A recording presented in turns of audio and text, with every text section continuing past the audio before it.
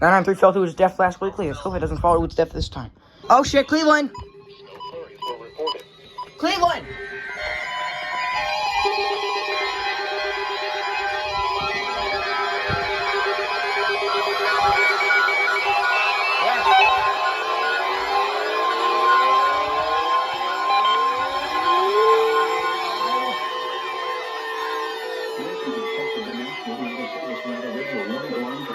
WWG56 for the Mahoney Valley listening area of northeast inland Ohio.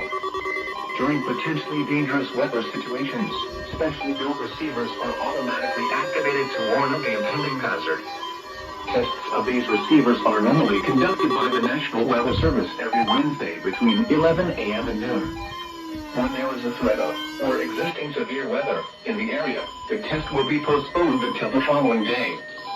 This ends the test of the National Weather Service weather radio warning alarm.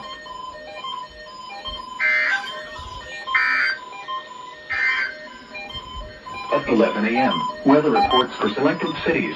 At Youngstown, snow flurries were reported. The temperature was 19 degrees, the dew point 11.